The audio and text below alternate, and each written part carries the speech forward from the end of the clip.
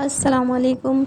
आखिर ये Indian haters जो है जितने भी हैं, यह इंडिया शायद पाकिस्तानियों के इकलौता लिए ऐसा क्यों देश इतना होगा बोझ जिसके रखते हैं, हमें समझ जवान तो नहीं आता। सरहद ये पे लड़ वीडियो रहे लाजमी हैं, एंड तक लेकिन देखें। देश के लोग उस ओके, दुश्मन अल्लाह से हाफिज़। गले मिल रहे हैं। आप खुद ही कॉन्ट्रास्ट देखो ना, ये है पाकिस्तान की एक सीनियर जर्नलिस्ट की हमारे बारे में सोच। अच्छा सर, आपने बराह रास्त लड़ने का फैसला कर लिया, बंदूक उठाने का फैसला कर लिया, खुदा ना खास्ता जंग हो जाए तो ख्वाहिश क्या है? इंडियन एक्टर से हमारी लौंडियां बन के आती हैं तो हमें इजाजत है लौंडी बनाने की कि नहीं है इजाजत? तो उसमें भी तो आपकी चॉइस है। वो काफी है, लेकिन आप उसको छोड़ दें। नहीं सर, मैंने घर भी तो जाना है अपने यार। कह रहा है कि अगर कल को पाकिस्तान इंडिया पर कब्जा कर लेता है तो मेरी तो एक ही ख्वाहिश है कि क्या हम बॉलीवुड एक्ट्रेसेस को हमारी सेक्स स्लेव्स बना सकते हैं, लेकिन उन्हीं बॉलीवुड एक्ट्रेसेस का पाकिस्तान के लिए सपोर्ट देंगे। फिर जगह घूमी हूँ, लेकिन लंदन, न्यूयॉर्क, इस्तांबुल, पेरिस सब खेले लाहौर के सामने। इंडिया के सबसे पॉपुलर सेलिब्रिटी उनके बारे में ये कह रहे थे वो 26/11 के अटैक के बाद Pakistani players are the best T20 players in the world.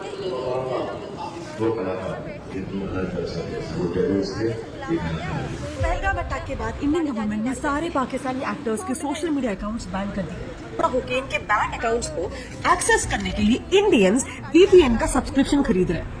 In fact जब इस अटैक के बाद हानिया आमिर को दिलजीत की मूवी से निकालने की बातें चल रही थी, उसके रिपोर्ट्स आ रहे थे, तब हानिया से ज्यादा तो कुछ इंडियंस ऑफेंड हो गए थे। आप सोचो हमारे देश में चल क्या रहा है। अभी पहलगाम अटैक से पहले फवाद खान की मूवी आबिर गुलाल इंडियन सिनेमा में अभी मई में ही रिलीज होने वाली थी। रिपोर्ट्स है कि पाकिस्तान के एक मिलिट्री ऑफिसर की बेटी ईमान इस्माइल को भी प्रभास की एक अपकमिंग मूवी के लिए साइन किया गया था, फौजी नाम की। हानिया आमिर को भी दिलजीत दोसांझ की मूवी सरदार 3 के लिए साइन करने की रिपोर्ट्स थी, और हनी सिंह और आतिफ असलाम की भी एक नए म्यूजिक एल्बम के लिए कोलैबोरेशन होने की भी रिपोर्ट्स थी। ये सब छोड़ दो, मौला जट नाम की एक पिक्चर रिलीज होने वाली थी जिसमें फवाद खान, माहिरा खान और हमजा अली एक्टर्स हैं।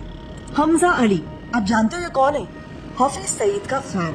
इसने खुद ही कहा है कि भले ही इंडियन गवर्नमेंट बोले कि हाफिज एक टेररिस्ट है, मैं नहीं मानता। मेरे लिए तो हाफिज सईद एक राइटियस मैन है।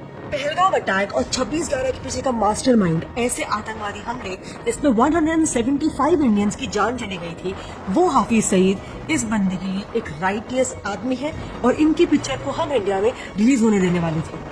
यार हम और कुछ पाकिस्तान से सीखे ना सीखे, एक बात तो हमें जरूर सीखनी चाहिए, पेट्रियटिज्म, देश के प्रति प्यार। हानिया आमिर जिसको सरदार 3 मूवी मिलने वाली थी, और फवाद खान दोनों ऑपरेशन सिंदूर के लिए इंडियन आर्मी को कावर्ड और शेमफुल बोल रहे हैं। रईस मूवी की एक्ट्रेस माहिरा खान तो इंडिया के अटैक्स को कंडेम करते हुए इंडिया को ही झूठी कंट्री बता रही है।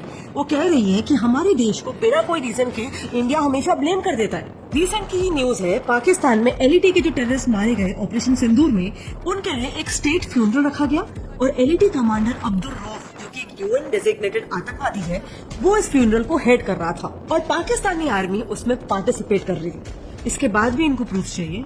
मावरा हुसैन, फरहान सैयद, बिलाल अब्बास, हर पाकिस्तानी एक्टर आज इंडिया के खिलाफ है। उनके टीवी एक्ट्रेस दुरुफ फिशान सलीम, जिसको भी इंडियन से काफी व्यूअरशिप मिलती है, उसका अभी पोस्ट वायरल हो रहा है जिसमें वो हिंदुत्व को एक सुप्रीमिस्ट आइडियोलॉजी बता रही है। लेकिन जब भी पाकिस्तान ने इंडिया पर अटैक्स किए, ये सारे एक्टर्स चुप हो जाते हैं या फिर इवन वर्स उसे सपोर्ट करते हैं। The Pakistani actor cum singer Ali Zafar came out in support of Pakistani Prime Minister Imran Khan and applauded his speech as he addressed India over the Pulwama terror attack.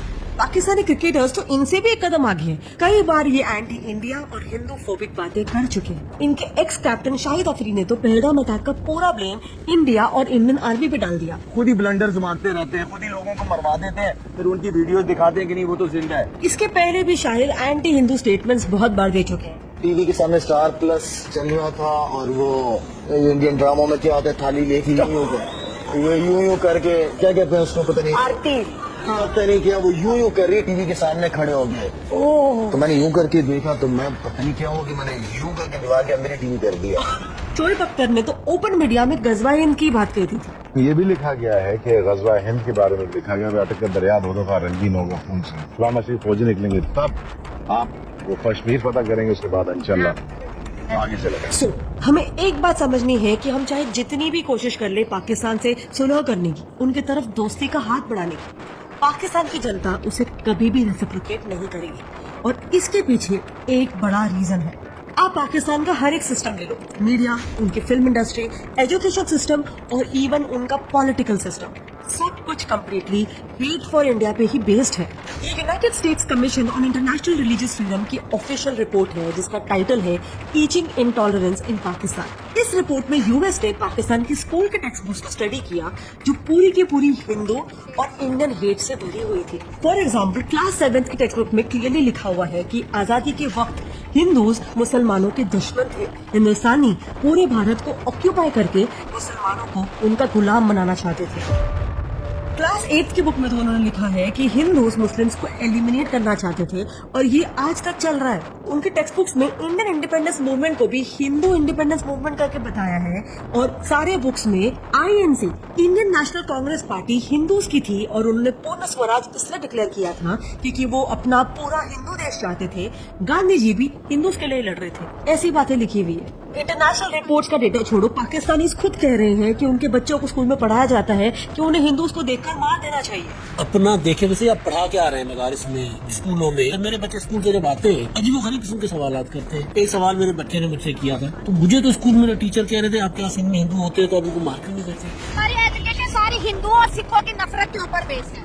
मुतालिया Pakistan देखे हिंदू ये था, गांधी ये थे, सिख ये थे। Pakistani Hindus भी कह चुके हैं कि उनके टेक्स्ट बुक्स में किस तरीके का एंटी इंडिया प्रोपेगेंडा पढ़ाया जाता है। मेरे पास मुताला पाकिस्तान बुक है और पेज नंबर 33 पे ये लिखा हुआ है, इंसानियत दुश्मन हिंदुओं और सिखों ने हजारों बल्कि लाखों औरतों, बच्चों, बूढ़ों और जवानों की इंतहाई बेदर्दगी और संगदिली से कत्ल किया और बेआबरू किया। अपने भांजे ने मतलब स्कूल में उसको पढ़ाया गया कि काफिर का मतलब बुतों की पूजा करने वाला। इनकी किताबों में इन्हें कम्प्लीटली ऑल्टर्ड हिस्ट्री सिखाई जा रही है। तभी तो इंडिया में जहाँ बच्चों का सपना होता है कि हम बड़े होकर पढ़ लिख कर डॉक्टर इंजीनियर बनेंगे, पाकिस्तानी बच्चों का स्कूल से ही सपना होता है इंडिया को कैसे भी करके खत्म करना।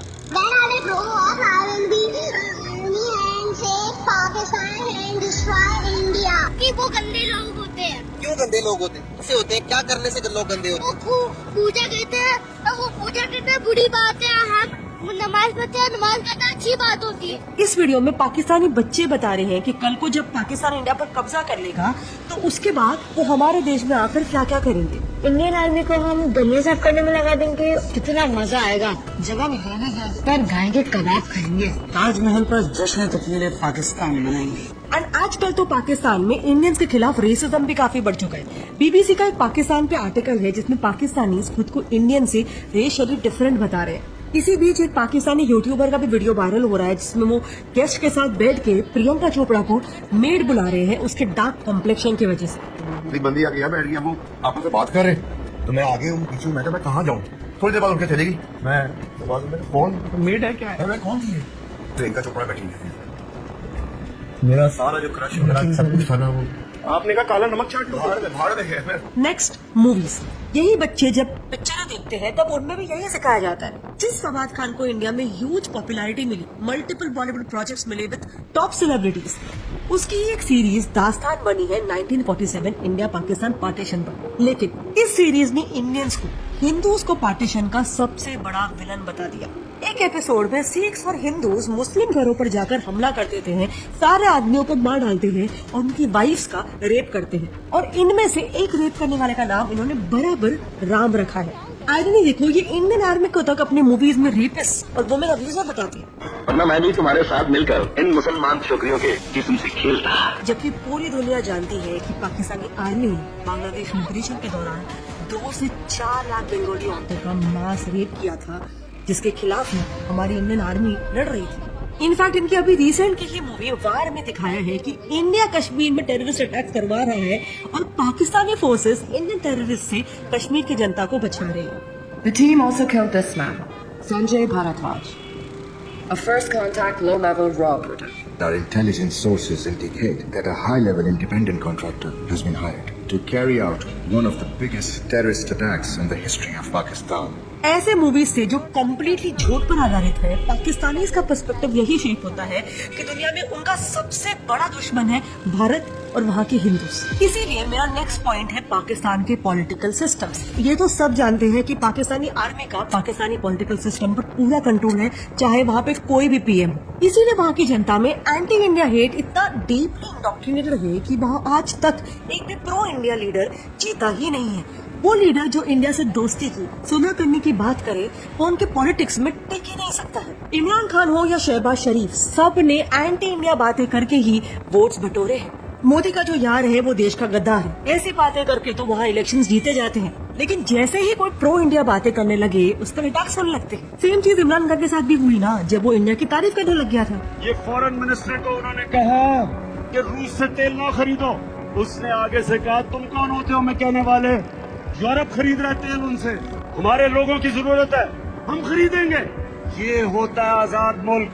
वो इलेक्शन से हार गया और पावर में आ गया शहबाज शरीफ, जो आज आर्मी के कहने पर इंडिया से वॉर वेस्ट करने को तैयार है, जबकि पूरी दुनिया जानती है कि पाकिस्तान ये वॉर अफोर्ड ही नहीं कर सकता। And last but not the least, in fact सबसे इम्पोर्टेंट बात, पाकिस्तान का फाउंडेशन टू नेशन थ्योरी खुद ही एक ऐसे बिलीफ पर बेस्ड है कि वो लाइफ के हर एक पॉसिबल एस्पेक्ट में हिंदू से बहुत ज्यादा डिफरेंट है। When our forefathers thought that we are different from the Hindus in every possible aspect of life.